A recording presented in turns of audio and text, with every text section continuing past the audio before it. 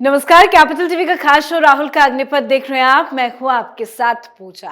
अपने यूरोप दौरे के बाद लंबे वक्त तक गायब रहे राहुल गांधी का आगमन आखिर हो ही गया। आज राहुल गांधी तेलंगाना के हैदराबाद में कांग्रेस वर्किंग कमेटी की बैठक में नजर आए। दरअसल CWC की 2 दिनों तक हैदराबाद में बैठक हो रही है।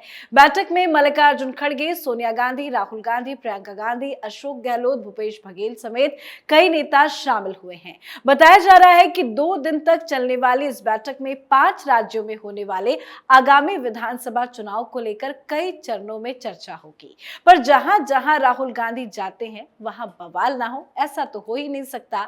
खबर है कि कई राज्यों में कांग्रेस पार्टी के अंदर अंदरूनी कलह है। कई बड़े नेता काफी ज्यादा नाराज है।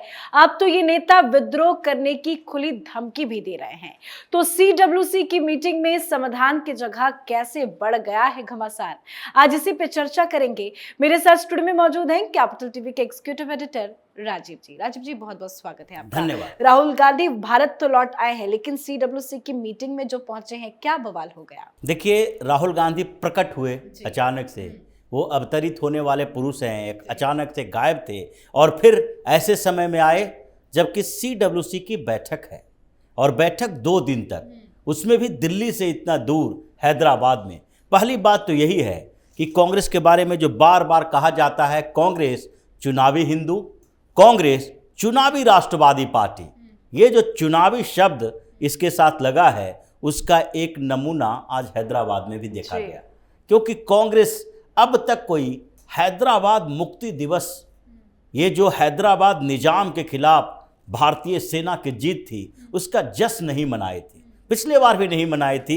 भारतीय जनता पार्टी जैसे एंट्री की और इस पूरे आयोजन को जैसे जश्न के तौर पर मनाया गया, KCR भी परेशान और दूसरी तरफ कांग्रेस भी परेशान। लेकिन कंफ्यूजन इस बात का है दोनों पार्टियों में कि KCR को भी मुसलमानों का वोट चाहिए, कांग्रेस को भी मुसलमानों का वोट चाहिए। अब मुसलमानों का वोट चाहिए तो निजाम को गलत नहीं बता सकते। हैदराबाद के निजाम और मुसलमानों के बारे में ऐसा नहीं कह सकते कि रजाकार जो था हैदराबाद के निजाम की, ये जो प्राइवेट मिलिट्री, वो हिंदुओं के खिलाफ कैसे अत्याचार किया था, कैसे गोलीबारी करता था, कैसे पकड़ पकड़ के मारता था उन लोगों को, ताकि हैदराबाद में सिर्फ मुसलमान रहें और फिर भारत के साथ वो मिल ना पाए।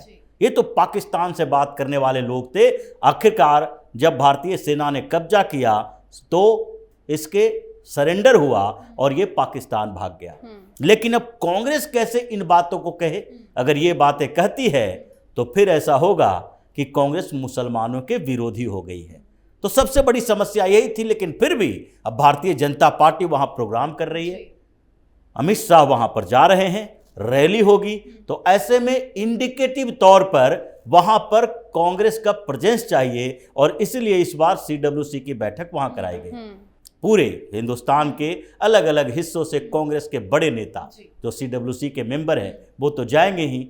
चुनावी राज्यों के मुख्यमंत्री को बुलाया गया है, स्टेट जो पार्टी के प्रभारी हैं, प्रदेश प्रभारी, उनको बुलाया गया है, फिर पार्टी के प्रदेश अध्यक्ष है उसको भी बुलाया गया है। लेकिन इसके अलावा एक और चर्चा होनी है जो सबसे बड़ी समस्या इन लोगों के लिए है।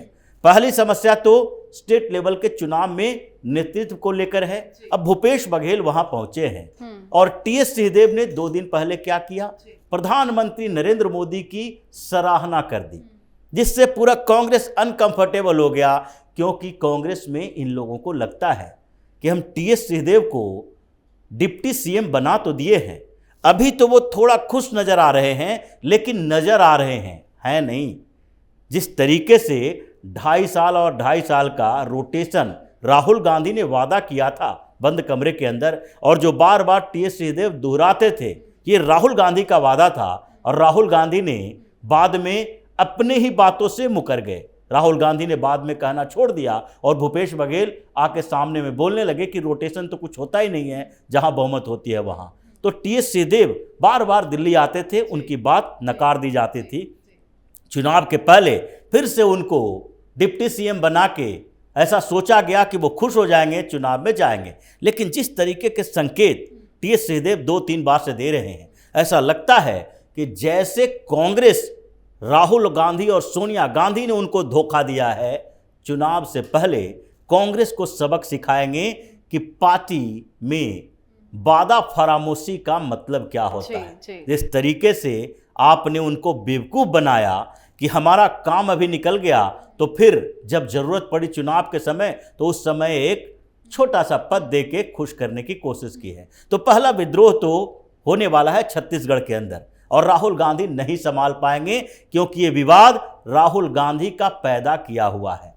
अब राजस्थान में वहां भी चुनाव होना है, और राजस्थान में क्या चल रहा है, सचिन पायलट ने आज भी कहा कि कोई मुख्यमंत्री का उम्मीदवार नहीं होगा, हम लोग साथ में चुनाव लड़ेंगे, लेकिन कांग्रेस लीडरशिप को यह बताना पड़ेगा कि मुद्दे पर चुनाव हो रहा है। आगे ये नहीं कहना पड़ेगा कि ये जो गहलोत साहब हैं यही हमारे सीएम के कैंडिडेट हैं, आगे भी यही सीएम बनेंगे। बाद में तय कर लिया जाएगा कि किसका सीएम बनेगा, विधायक किसको समर्थन करते हैं। और यही डर है कि जो अभी केंद्रीय चुनाव समिति बनाई गई कांग्रेस की केंद्रीय चुनाव समिति में राजस्थान का कोई नेता है ही नहीं। अब ये बड़ा आश्चर्य की बात है कि जिस राज्य के चुनाव के लिए हम उम्मीदवार तय करेंगे वहां का कोई नेता केंद्रीय चुनाव समिति में ना हो। उम्मीदवार तय करने की जिम्मेदारी दूसरे राज्यों के नेता निभाएंगे, राहुल गांधी निभाएंगे। ये राहुल गांधी मल्लिकार्जुन खड़गे को राजस्थान के ग्राउंड पॉलिटिक्स की और विधानसभा में कौन नेता चुनाव लड़ने के लायक है इसकी जानकारी कैसे होगी, ये फीडबैक कहां से ले पाएंगे? क्या केसी वेणुगोपाल इनको बताएंगे?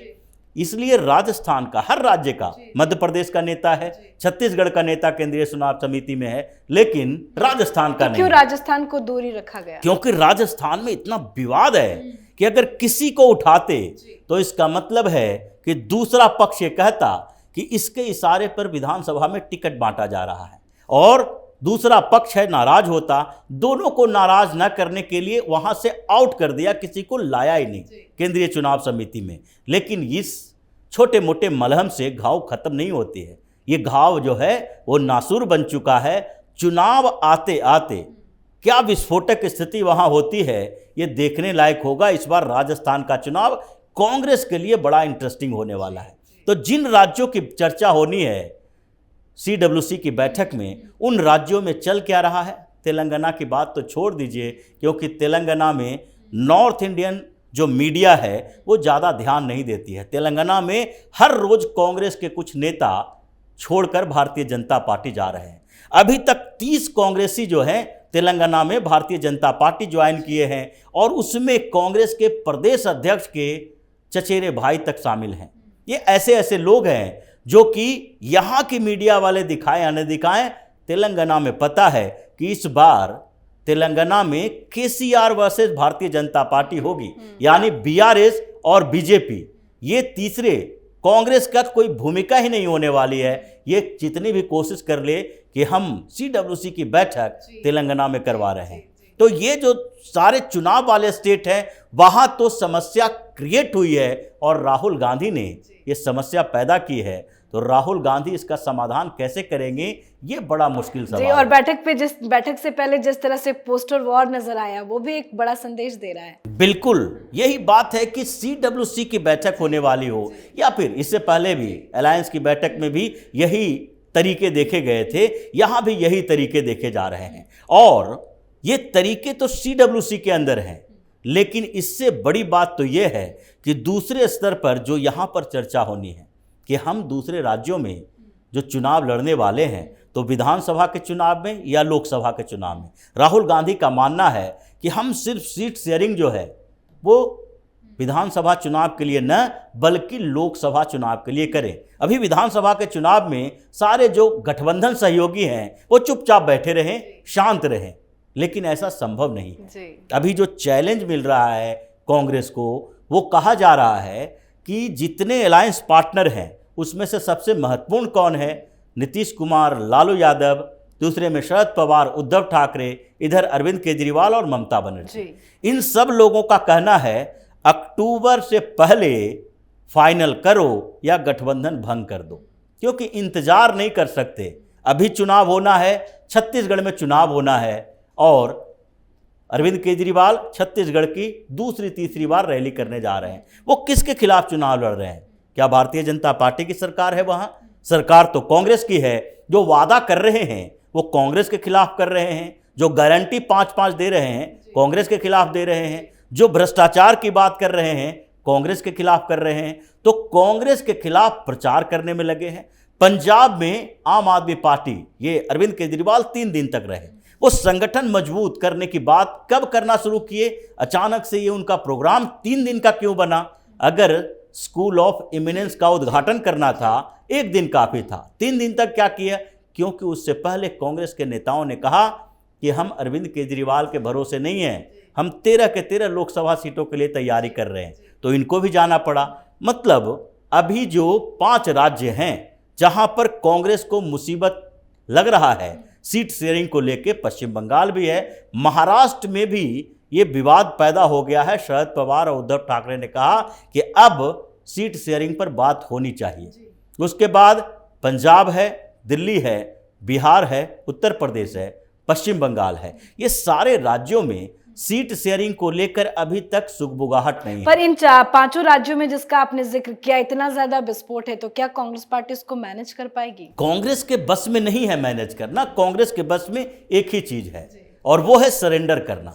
कांग्रेस अगर हर जगह सरेंडर करे तो बात बन सकती है। ममता बनर्जी के सामने सरेंडर करे, राहुल गांधी कहें चलो 42 सीटें हैं पश्चिम बंगाल में, उसमें 2-4 सीटें हमें दे दीजिए और सब पर आप चुनाव लड़िए, ममता बनर्जी तैयार होगी। कम्युनिस्ट पार्टी वहां पर चुनाव लड़ेगी अगर, तो गठबंधन में कैसे रहेगी? मुश्किल है। लेकिन दूसरी जगह पर पंजाब और दिल्ली में अरविंद केजरीवाल पहले कह चुका है ये दोनों मेरे लिए छोड़ दो, दूसरे जगह पर जाओ, वहां पर हम चुनाव नहीं लड़ेंगे। मध्य प्रदेश में नहीं लड़ेंगे, छत्तीसगढ़ में नहीं लड़ेंगे, गुजरात में नहीं लड़ेंगे। अब अरविंद केजरीवाल गुजरात भेज रहा है संजय सिंह को, खुद छत्तीसगढ़ जा रहा है, पंजाब जा रहा है। ये तैयारियां जो है ये प्रेशर पॉलिटिक्स है।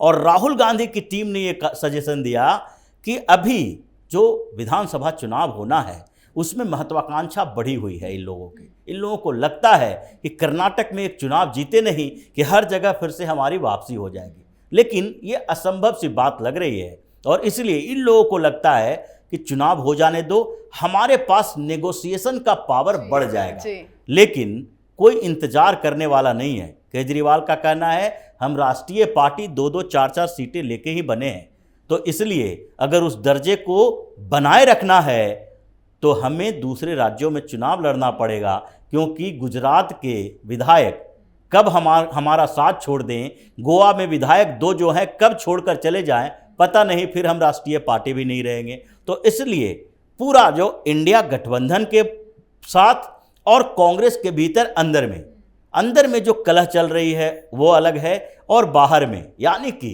एक साथ राहुल गांधी वापस आते हैं देश में और यहाँ पवन खेड़ा क्या अनाउंसमेंट करते हैं? मीडिया के सामने सरेंडर कर देते हैं। मीडिया के सामने सरेंडर करना शुरू कर देते हैं कि भाई बहुत हो गया, हमने कोई बायकॉट नहीं किया है। मतलब ये बेइज्जती है खड़गे की, सोनिया गांधी की और राहुल गांधी की, जो कि योजनाएं बना रहे हैं और 2 दिन के अंदर ही यू टर्न ले रहे हैं। तो ये बेइज्जती झेलने के लिए है और राहुल गांधी आ गए हैं CWC में। 2 दिन के अंदर ये जो विस्फोट होने वाला है उसको राहुल गांधी झेल नहीं पाएंगे। इनको तो मजबूरी में बुलाया जाता है इन बैठकों में कि अगर बैठकों में भी नहीं शामिल होंगे तो जो नेता हैं वो इनको एक्सेप्ट करना छोड़ दें। जी, राहुल गांधी का रहना ना रहना बात बराबर ही है। बहुत बहुत धन्यवाद सर समझाने के लिए। तो हैदराबाद में हो रही CWC बैठक में घमासान की खबरें हैं। जानबूझकर इस बार ठिकाना हैदराबाद चूज किया गया, तो वहीं राहुल गांधी की वजह से नया बवाल खड़ा हो गया है। तो वहीं बैठक से पहले कांग्रेस के बड़े चेहरों के खिलाफ पोस्टर वॉर भी नजर आया, जिन पर करप्शन का आरोप लगाया गया। CWC को करप्ट वर्किंग कमेटी लिखा गया। ये बैठक कल भी होगी, देखते हैं और क्या नया बवाल सामने आता है। पर एक बात तो है, कांग्रेस पार्टी के अंदर बवाल मच चुका है। इस पे आप अपनी राय कमेंट करके लिखें। देखते रहिए कैपिटल टीवी। नमस्कार।